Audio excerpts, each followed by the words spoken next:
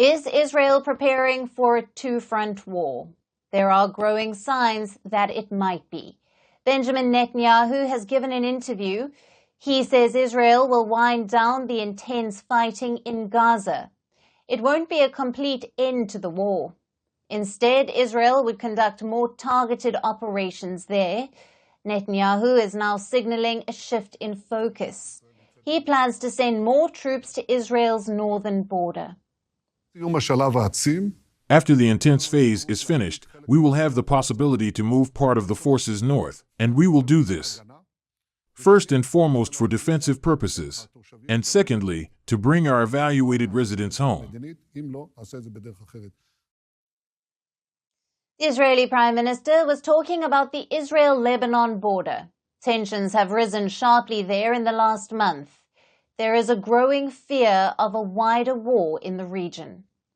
In recent weeks, Israel has been hitting the Hezbollah hard. They have carried out strikes inside Lebanon and killed senior Hezbollah commanders. Hezbollah has also struck back. They have fired a large number of missiles and drones towards Israel. So far, it has been a tit-for-tat exchange. Does Israel plan to take it up a notch? Netanyahu isn't spelling out his plans yet, but his military is said to be making preparations.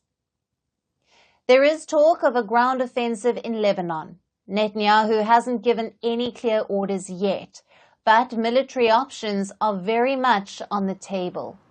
The situation on the ground is grim. Mass evacuations have been ordered.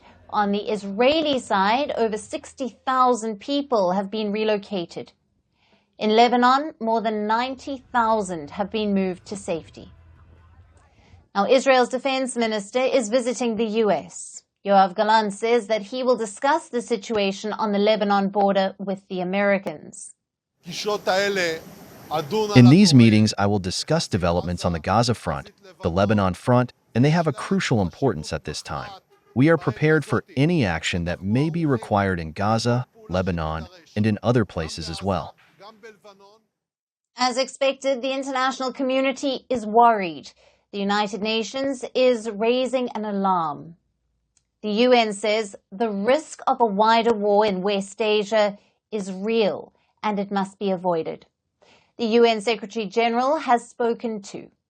Antonio Guterres says the world cannot afford Lebanon to become another Gaza. European leaders are expressing concerns as well. No, I am more worried.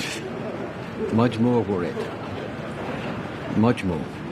Every day the crises are spilling over. Every day there are more bombing on both sides of the border in Lebanon. Until that unhappily we are on the eve of the war spending. So the situation is dangerous. Israel's main backer, the U.S., tried to make an intervention. Last week, Antony Blinken met Israeli officials. He told them to avoid further escalation. But it appears those appeals fell on deaf ears. There is no shift in Israel's stance. Netanyahu says Israel can fight on several fronts. And they are prepared to do that. What would that situation look like? What if Israel launches an offensive into Lebanon? Now, the U.S. military has put together an assessment. They say if Israel goes ahead, Iran could get involved. Remember, Iran is the main backer of Hezbollah. It has been supporting the group since the 1980s.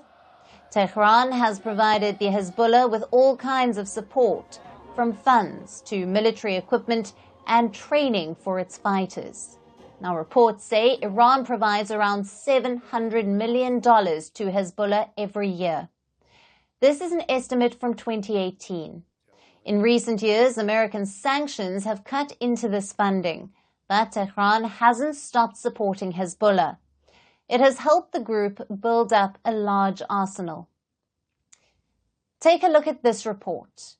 It talks about the Hezbollah's arsenal. Apparently, they have over 150,000 rockets and missiles, and they are not afraid to use them.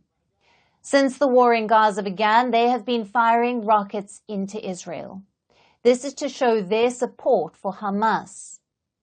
Since last year, they have launched 5,000 rockets, anti-tank missiles, and explosive drones at Israel. If Israel launches an attack, the Hezbollah could easily scale up these operations. Now, the US is worried about that scenario.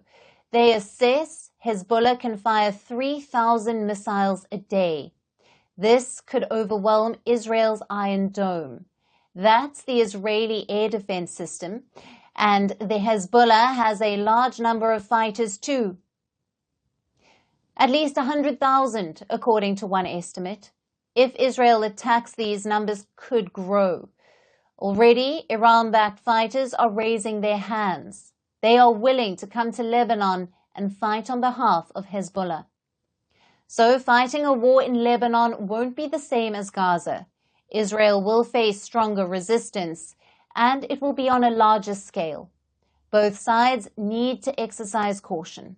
An escalation is the last thing anyone needs right now.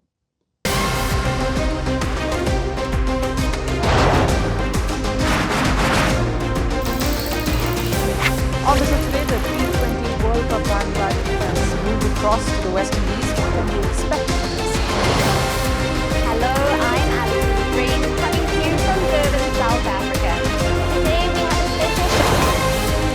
Start with a report on India's shifting nuclear posture. The first time since India officially became a nuclear power.